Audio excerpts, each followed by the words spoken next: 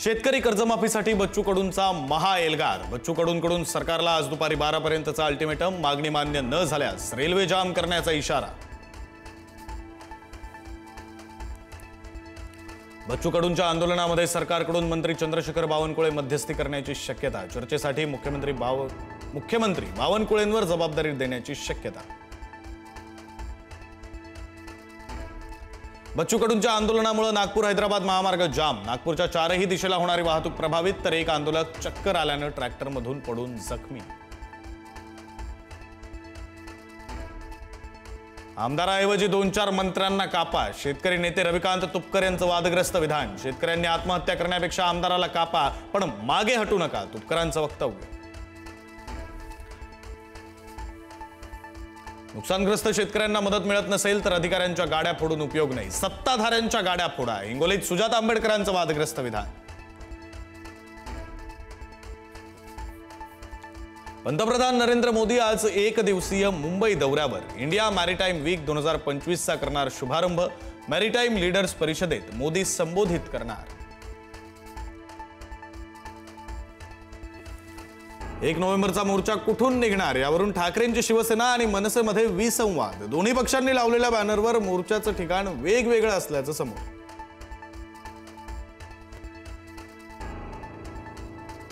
मुंबई महापालिका निवडणुकीत ठाकरेंची शिवसेना 70% नवे चेहरे देणार। 60 पेक्षा जास्त वय असलेल्यांना उमेदवारी देणार नसल्याची माहिती।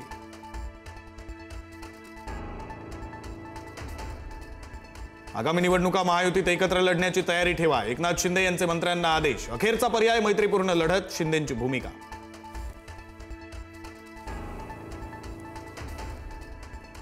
स्थानिक स्वराज्य संस्था निवडणुकांच्या तयारीला लागा। कुणावर विसंबून राहू नका, अजित पवारांची पक्षातील आमदारांना तंबी। मुंबईत न फिरता मतदारसंघात फिरण्याच्या दिल्या सूचना। सोलापुरात भाजपचा अजित पवारांसोबत एकनाथ शिंदेंनाही धक्का। माजी आमदार राजन पाटील आणि शिंदे सेनेचे नागनाथ क्षीरसागर यांचा आज भाजपमध्ये प्रवेश। पुण्यात अटक केलेल्या दहशतवाद्याकडे सापडलं ओसामा बिन लादेनचं भाषण। दहशतवादी जुबेर हंगरकेकरकडे लादेनच्या भाषणाचं उर्दू भाषांतर, बॉम्ब तयार करण्याच्या पद्धतीचं छायाचित्र देखील सापडलं।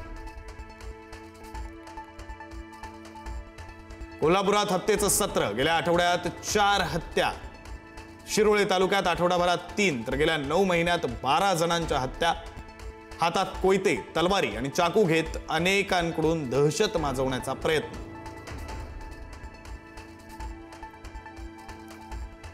डॉक्टर संपदा मुंडे आत्महत्या प्रकरणाला नवं वळण। संपदा यांच्या मोबाईलमधील महत्त्वाचे पुरावे नष्ट करण्यात आल्याचा नातेवाईकांना संशय।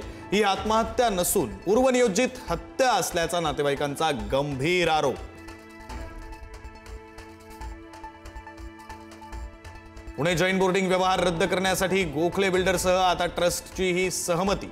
बोर्डिंगच्या जागेत जैन मंदिर असल्याचा अहवालही सादर। उद्या होणार अंतिम निर्णय।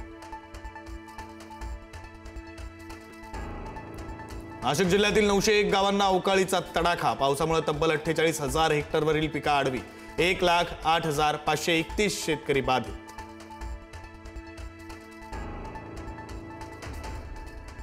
नाशिक जिल्ह्यामध्ये येवला तालुक्यात फॉर्च्युनर गाडी उलटली। साई भक्तांवर काळाचा घाला। 3 ठार 4 जखमी। सुरतवरून शिर्डीकडे साईबाबांच्या दर्शनाला जात असताना घडली दुर्घटना। मुंबईत बेस्ट बसच्या ताफ्यात 5,000 इलेक्ट्रिक बसेस येणार। बेस्टच्या ताफ्यात काल 157 इलेक्ट्रिक बस दाखल। फडणवीस आणि शिंदेंच्या उपस्थितीत काल लोकार्पण सोहळा। 8व्या वेतन आयोगाला केंद्रीय मंत्रिमंडळाची मंजुरी। बेसिक वेतन 18,000वरून 44,000 होण्याची शक्यता। 50 लाख केंद्रीय कर्मचाऱ्यांसह 65 लाख पेन्शनधारकांनाही लाभ मिळणार। आता मोबाईलवर नंबरसह दिसणार कॉलरचं नाव। ट्राय आणि दूरसंचार विभागाचा फसवणूक रोखण्यासाठी निर्णय। स्पॅम कॉलपासून होणार सुटका।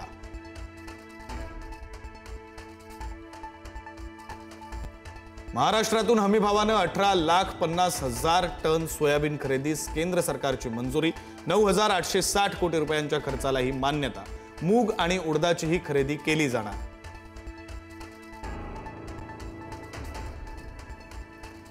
कोल्हापूरच्या वैभवाचा श्वास पुन्हा कोंडला. रंकाळा तलावात पुन्हा एकदा जलपर्णी. प्रदूषणामुळे रंकाळा तलावाला पुन्हा धोक्याची घंटा. पंढरपुरात कार्तिकी एकादशीची जय्यत तयारी सुरू. विठ्ठल मंदिराला आकर्षक रोषणाई. जिल्हाधिकाऱ्यांनी घेतला एकादशीच्या तयारीचा आढावा. दर्शन रांगा आणि चंद्रभागा वाळवंट परिसराची केली पाहणी.